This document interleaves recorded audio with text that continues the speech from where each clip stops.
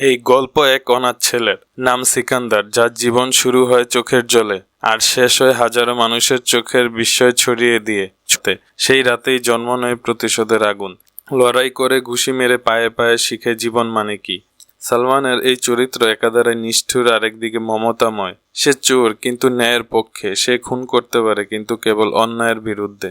আসসালামু আলাইকুম। আমরা বলিউডের ভাইজান সালমান খানকে চকলেট বয় হিসেবেই চিনি, কিন্তু এবার মারমার কাট অ্যাকশন বিগ স্কেলের সিনেমা নিয়ে আসছে। তাহলে চলুন আর কথা না বাড়িয়ে গল্পের ভিতরে ঢোকা যায়। ছবির শুরুতেই আমরা অর্জুন নামের একটি ছেলেকে প্লেনে বসে থাকতে দেখি। সে তার পাশে বসে থাকা মেয়েটিকে উদ্দেশ্য করে বলে, আমার মনে হয় আমি আপনাকে আগে কোথাও দেখেছি। কিন্তু মেয়েটি বলে, আমাদের আগে কোথাও দেখা হয়েছে বলে আমার মনে হয় না। তখনই অর্জুন মেয়েটির অনুমতি না নিয়েই তার ছবি তুলে ইন্টারনেটে সার্চ করে। সে জানতে পারে মেয়েটি আগে অ্যাডাল্ট ভিডিওতে কাজ করত, কিন্তু সে এখন ওইসব কাজ ছেড়ে দিয়ে সংসার জীবন শুরু করেছে। অর্জুন মেয়েটিকে ব্ল্যাকমেইল করে, বলে আমার সাথে খারাপ কাজ করতে হবে, না হয় আমি তোমার ভিডিও তোমার এই ছোট ছেলেটিকে দেখিয়ে দেব। অর্জুন মেয়েটির পাশে বসে আর তার সাথে অসভ্যতামি করতে শুরু করে। তখনই মুভিতে এন্ট্রি হয় সালমান খানের। সে অর্জুন নামের ছেলেটিকে মারলে ছেলেটির বডিগার্ডও তাকে মারতে আসে, কিন্তু ভাইজান বডিগার্ডেরও ছাড় দেয় না। সবাইকে মারার পর অর্জুনকে মেয়েটির কাছে ক্ষমা চাইতে বলে। সে আরো বলে, কেউ যদি তার অতীতের খারাপ কাজ ছেড়ে দিয়ে ভালো হতে চায় তাহলে ভালো হতে দেওয়া উচিত, তা না হলে এর পরিণাম ভালো হবে না। তারপর আমরা এক মন্ত্রীকে দেখতে পাই। আসলে অর্জুন এই মন্ত্রীর ছেলে। মন্ত্রী যখন জানতে পারে তার ছেলেকে কেউ মেরেছে, সে প্রকাশ নামের এক পুলিশ অফিসারকে পাঠায় যে তার ছেলেকে মেরেছে তাকে এনকাউন্টার করার জন্য। প্রকাশ খোঁজ নিয়ে জানতে পারে তার নাম সঞ্জয় রাজকোট। প্রকাশ তার ঠিকানা জেনে গিয়ে পৌঁছায় রাজকোটের নামে একটি জায়গায়। সেখানে গিয়ে সে অনেক বড় একটি মহল দেখতে পায়। সে বলে এত বড় মহলে কাজ করে বলেই ওর এত সাহস। কিন্তু পাশে থাকা পুলিশ অফিসার বলে, আপনার ধারণা ভুল।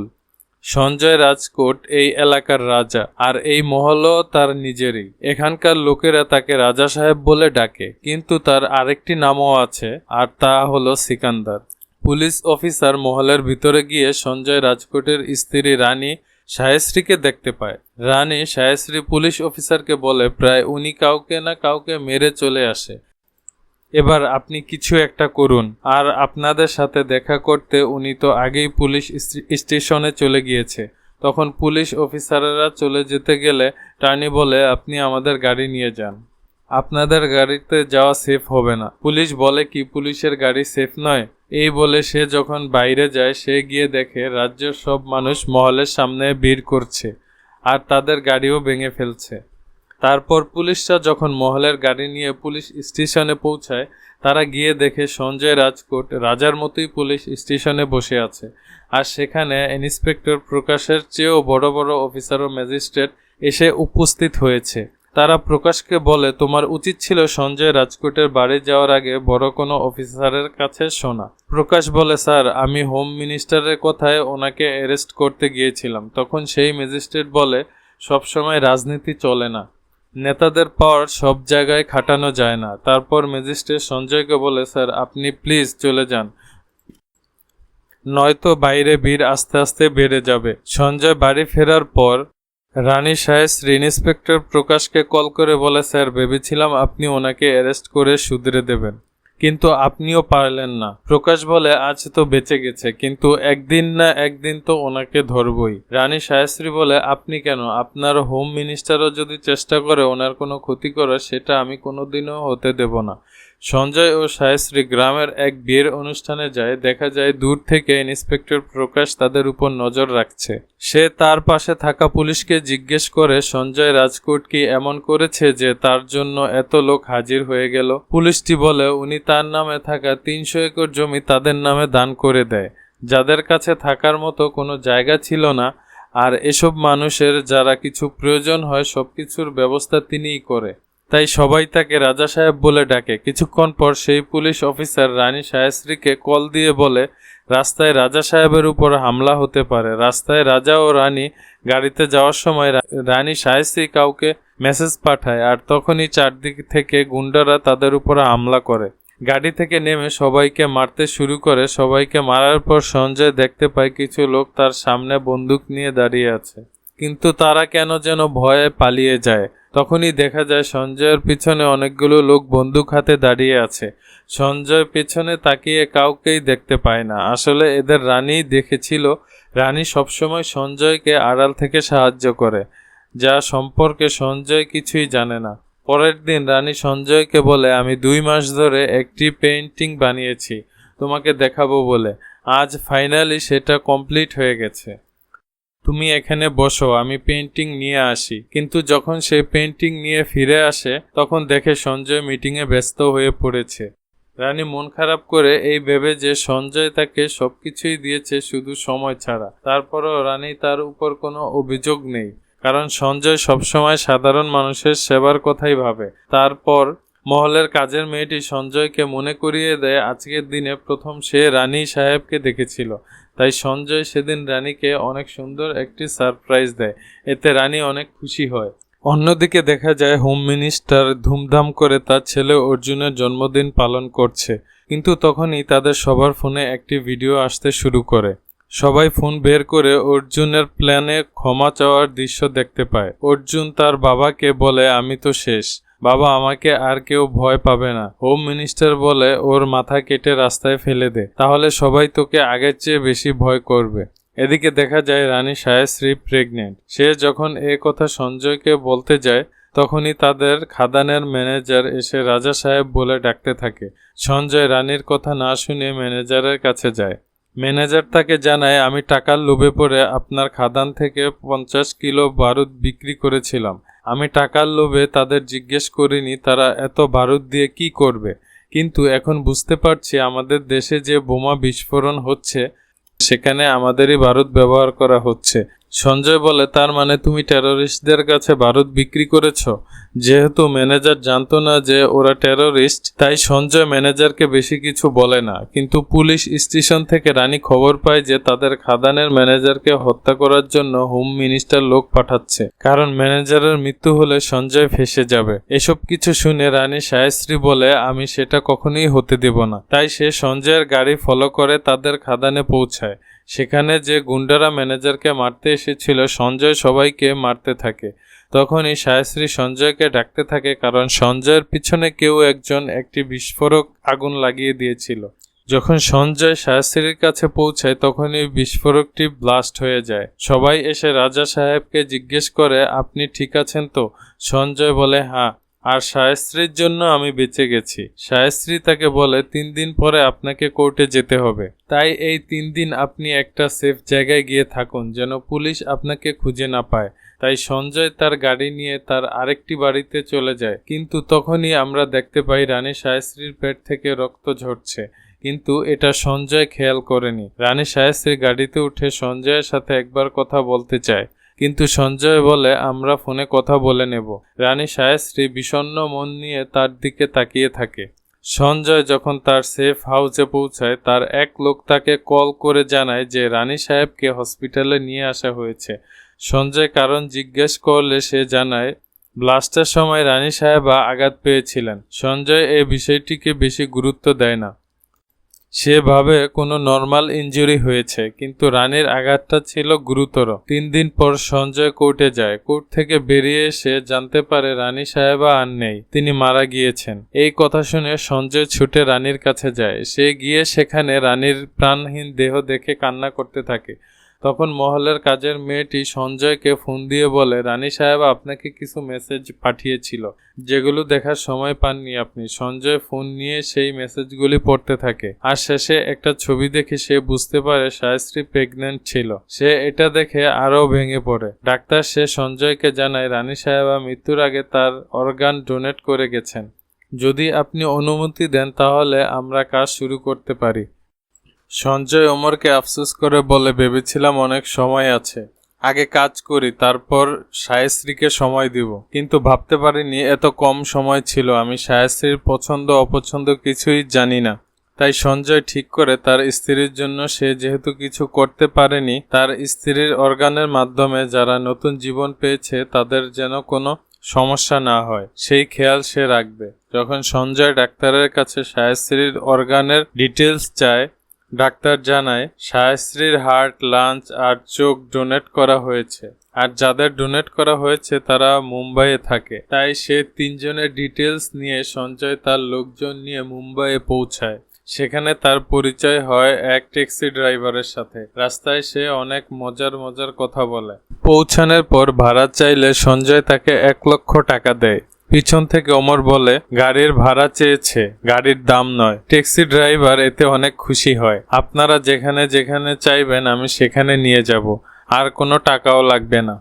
তারপর সঞ্জয় সেই ছেলেকে দেখতে পায় যাকে সায়াশ্রীর লাঞ্চ দেওয়া হয়েছে। তার সাথে কথা বলে সে জানতে পারে ছেলেটি অনাথ।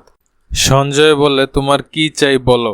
ছেলেটি বলে শুধু আমাকে একা কিছু দিলে হবে না, আমার সাথে অন্য যারা আছে তাদেরও কিছু দিতে হবে। তারপর সঞ্জয় সবাইকে নিয়ে খাওয়াতে যায় ও নতুন জামা কাপড় কিনে দেয়। তাদের বস্তিতে বেশিরভাগ লোকই অসুস্থতায় ভুগছিল। যখন সঞ্জয় কিছু মেডিকেল স্টুডেন্টদের কাছে জিজ্ঞেস করে মানুষের অসুস্থতার কারণ, তারা জানায় এখানকার পলিউশনের জন্য দায়ী। আশেপাশের শহরে সকল বজ্র পদার্থ এখানে নিয়ে এসে পোড়ানো হয়। সেই বিষাক্ত ধোঁয়ার কারণে আজ সবার এই পরিণতি। সঞ্জয় জিজ্ঞাসা করে এই বজ্র পদার্থ পরিষ্কার করা হয় না কেন।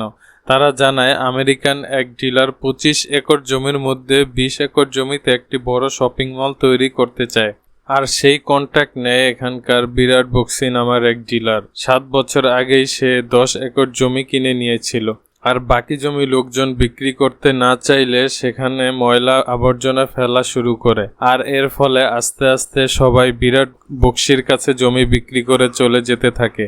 এখন আর মাত্র 10 একর জমি বাকি আছে। সবকিছু শুনে সঞ্জয় তার লোককে বলে বিরাট বক্সির মুখে টাকা ছুড়ে মারো আর সেই জমি কিনে নাও। তারপর সঞ্জয় যায় তার সাথে দেখা করতে, যাকে সায়াশ্রীর চোখ ডোনেট করা হয়েছে। তার নাম বৈদেহী।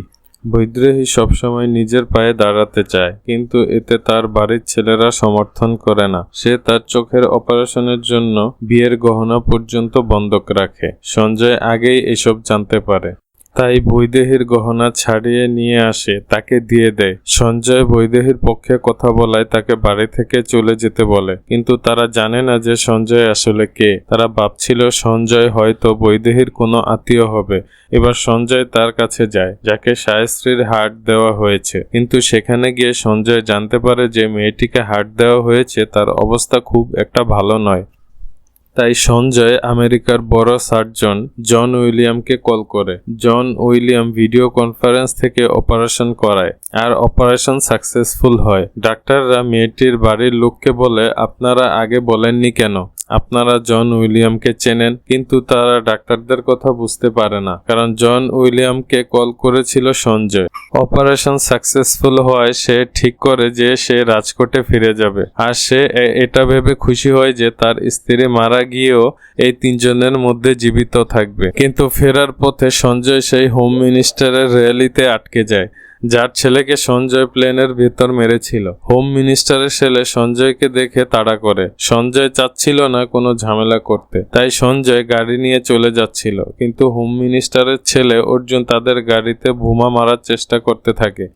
দুর্ঘটনাবশত একটি বোমা তার নিজের গাড়িতেই পড়ে, আর সেখানেই অর্জুনের মৃত্যু হয়। অর্জুনের মৃত্যু একটা অ্যাক্সিডেন্ট হলেও হোম মিনিস্টার এর জন্য সঞ্জয়কে দায়ী করে। প্রকাশ মহলে গিয়ে জানতে পারে সঞ্জয় কেন মুম্বাইয়ে গিয়েছিল। সে কথা মিনিস্টারকে জানিয়ে দেয়। মিনিস্টার সঞ্জয়কে বলে আমার ছেলেকে মেরে তুই যাস, তোর স্ত্রী অন্যের মাঝে জীবিত থাকুক এটা আমি কখনোই হতে দেব না। যারা যারা তোর স্ত্রীর অর্গান নিয়েছে তারা সবাই এবার শেষ, সবাইকে আমি মেরে দিব।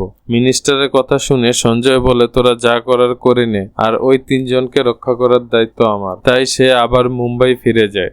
সে গিয়ে দেখে বস্তিতে আবারও ময়লা আবর্জনা পোড়ানো হচ্ছে। সঞ্জয় তাদের এগুলো পোড়াতে নিষেধ করলে তারা সঞ্জয়কেই মারতে আসে, কিন্তু সঞ্জয় মারধর করে তাড়িয়ে দেয়। মিনিস্টার অনেক চেষ্টা করেও ওই তিনজনের কোনো তথ্য খুঁজে পায় না, কারণ সঞ্জয় অনলাইনে থাকা সকল ডকুমেন্ট ডিলিট করে দিয়েছে। মিনিস্টার পুলিশদের বলে সঞ্জয়ের কোনো লোককে ধরে নিয়ে এসে তাকে এমন মারবো যেন সে সব বলে দেয়। এক পুলিশ বলে ওদের ধরতে হলে ওদের নামে কেস দিয়ে ওদের নামে ওয়ারেন্ট ইস্যু করতে হবে, তাহলে কাজ অনেক সহজ হয়ে যাবে।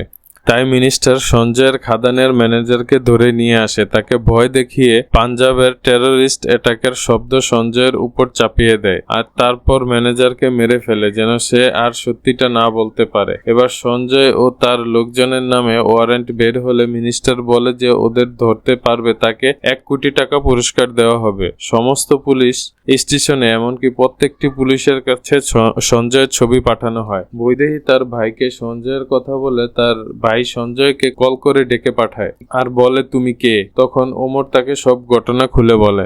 বৈদেহী চাকরি করতে চাওয়ার সময় বাড়ি থেকে বের করে দেওয়া হয়। বৈদেহী এবার গিয়ে বলে আমি আর চাকরি করতে চাইবো না। তারপর তাকে শ্বশুর বাড়ি ঢুকতে দেওয়া হয়।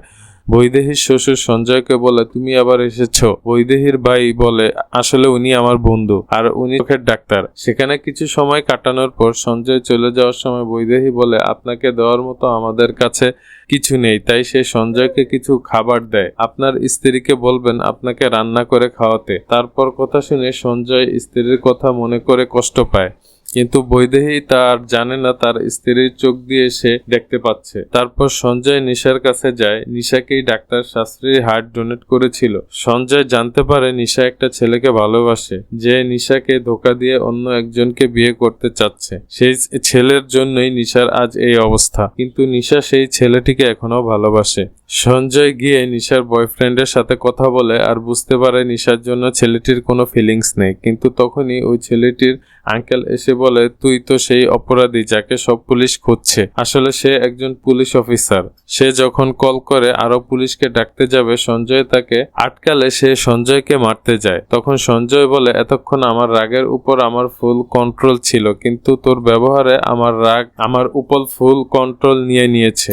তারপর সবাইকে মেরে সঞ্জয় সেখান থেকে বেরিয়ে আসে। সঞ্জয় সেই বস্তিতে ফিরে আসলে অমর সঞ্জয়কে জানায় ম্যানেজারকে মন্ত্রী মেরে ফেলেছে আর আমাদের নামে ওয়ারেন্ট ইস্যু করিয়েছে। তখনই সেখানে পুলিশ চলে আসে, কিন্তু তারা এসেছে গতকাল। সঞ্জয় বস্তিতে যাদের মেরে ফেলেছিল তাদের গ্যাস নিয়ে। অমর ব্যাপারটা টাকা দিয়ে সমাধান করতে গেলে পুলিশ বলে আমার সাথে কয়েকজনকে থানায় যেতে হবে, কারণ 20 জনকে একজন মেরেছে, এটা কেউ বিশ্বাস করবে না। অমর 2 জন গিয়ে সেখানে ইন্সপেক্টর প্রকাশকে দেখতে পায় যে সঞ্জয় দেরি খুঁজছে, কিন্তু তারা প্রকাশের চোখে ফাঁকি দিয়ে বেরিয়ে আসে। তারপর সঞ্জয় প্রকাশের বাড়ি গিয়ে তাকে মারে, কিন্তু যখন প্রকাশের স্ত্রী সন্তান চলে আসে সঞ্জয় এমন ভাব করে যেন কিছুই জানে না। সে প্রকাশকে একজন সৎ পুলিশ হওয়ার উপদেশ দিয়ে বেরিয়ে আসে। সঞ্জয় জানতে পারে বৈদেহী নাকি আত্মহত্যার চেষ্টা করেছে, কারণ সে তার বাচ্চাকে একটা ভালো স্কুলে পড়াতে চায়, কিন্তু টাকার অভাবে সেটা সম্ভব হচ্ছে না। তাই বৈদেহী আবারও চাকরির কথা বললে তার শ্বশুর অশান্তি শুরু করে, তাই সে আত্মহত্যা করতে যায়। সঞ্জয় এসে বৈদেহীকে বলে তুমি মরে গেলে তোমার বাচ্চাদের কি হবে। তারপর সঞ্জয় বৈদেহীকে একটি ফুড বিজনেসের ব্যবস্থা করে দেয়। তারপর সঞ্জয় যায় বিরাট বক্সির কাছে। সে বিরাট বক্সিকে ওই প্রজেক্টে ডাবল টাকা অফার করে। বিরাট বক্সিকে বলে আমি যদি তোমাকে মেরে এই টাকাগুলি রেখে দিই তাহলে কি হবে। তখনই সঞ্জয় সেখানে ব্লাস্ট করায় আর বলে এটা শুধু ট্রেলার ছিল, বেশি বাড়াবাড়ি করলে এখানে পুরো মুভি দেখিয়ে দেব। তারপর সে বিরাট বক্সির কাছ থেকে জমির সকল ডকুমেন্টস নিয়ে চলে যায়। বৈদেহীর হাজবেন্ড থানায় এসে গেলে সে ওয়ারেন্ট লিস্ট সঞ্জয় ও তার লোকজনকে দেখতে পায়। সে বাড়িতে এসে সবাইকে জানায়। সবাই যখন সঞ্জয়কে ভুল বুঝেছিল বৈদেহীর ভাই তখন সবাইকে সত্যিটা বলে যে আপনারা যাকে সাধারণ মানুষ ভাবছেন সে আসলে সাধারণ মানুষ নয়, সে রাজকোটের শেষ রাজার বংশধর সঞ্জয় রাজকোট। আর তার স্ত্রীর চোখেই বৈদেহীকে ডোনেট করা হয়েছে। তারা তখন তাদের ভুল বুঝতে পারে। সঞ্জয় জানতে পারে বস্তির প্রায় 6,000 জন লোক অসুস্থ, তাই সে ঠিক করে তাদের সবাইকে বড় হসপিটালে নিয়ে চিকিৎসা দেবে। তাই সবাইকে একটি বড় হসপিটালে নিয়ে যাওয়া হয়, কিন্তু তখনই দেখা যায় প্রকাশ বৈদেহী ও বাকি 2 জনের সকল তথ্য পেয়ে গেছে আর তাদের লোকেশন ট্রেস করে জানতে পারে তারা 3 জনই একটি হসপিটালে আছে। তাই হোম মিনিস্টার সেই হসপিটালে গুন্ডা পাঠায়। কিন্তু তখন ওই বস্তির ছেলেটি বেশি অসুস্থ হয়ে পড়লে সঞ্জয় আমেরিকার বেস্ট সার্জন জন উইলিয়ামকে ইন্ডিয়ায় আনার জন্য ব্যবস্থা করতে যায়। তখন সঞ্জয়কে তার লোকজন ফোন করে সবকিছু জানায়। সঞ্জয় বলে তোমরা ওদের কিছুক্ষণ আটকে রাখো, আমি আসছি।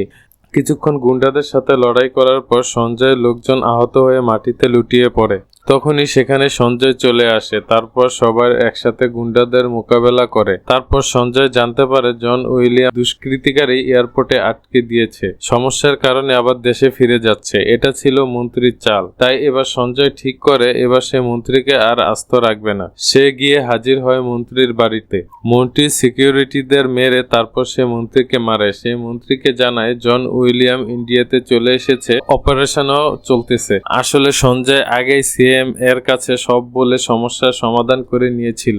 যাওয়ার আগে সঞ্জয় মন্ত্রীকে বলে, আমার যা পপুলারিটি তাতে সিএম হব নাকি জানি না, কিন্তু এমএলএ এমপি তো হয়েই যাব, তাই আমাকে ক্ষমতা দেখাতে বাধ্য করিস না। তারপর সঞ্জয় হাসপাতালে গিয়ে জানতে পারে অপারেশন সাকসেসফুল হয়েছে। কিন্তু তখনই মন্ত্রীকে মারার অপরাধে সঞ্জয়কে প্রকাশ অ্যারেস্ট করে। যখনই প্রকাশ সঞ্জয়কে হাতে হাতকড়া পরিয়ে বাইরে নিয়ে আসে, সে দেখতে পায় বাইরে হাজারো মানুষের ভিড়। মুম্বাইয়ের এতগুলো মানুষকে ফ্রিতে চিকিৎসা দেওয়ায় এখানকার মানুষরাও সঞ্জয়কে নিজেদের রাজা বলে মেনে নিয়েছে। আর সঞ্জয়ের কিছু হলে এইসব মানুষ তাকে মেরে ফেলবে। তাই প্রকাশ বাধ্য হয়ে সঞ্জয়কে ছেড়ে দেয়। এখানেই শেষ হয় সিকান্দার মুভি।